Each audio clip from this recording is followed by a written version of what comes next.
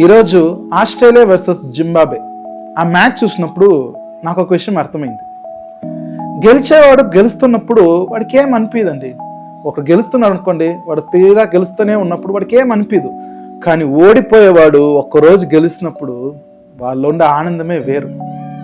ఈ మ్యాచ్లో జింబాబే గెలిచినప్పుడు వాళ్ళ ఆనందం, వాళ్ళ సంతోషం చూసినప్పుడు ఏదో నాలోనే ఒక సంతోషం పుట్టింది. అది అండి మన లైఫ్లో కానీ మనం చాలాసార్లు ఓడిపోయి ఉంటాం. మనం తీసే డెసిషన్స్ అన్ని ఫ్లాప్ అయి ఉంటుంది. అందరూ మన స్నేహితులు, మన బంధువులు కానీ నీ వల్ల కాదు వదిలేయి అనేసి మనల్ని అంటుంటారు. కానీ ఎప్పుడు మనం ఓడిపోతూ ఉండం. ఒక్కరోజు వస్తుంది, ఒక్కరోజు మనం గెలిచినప్పుడు ఆ ఒక గెలుపు, ఒక రుచి సూపర్గా ఉంటుంది.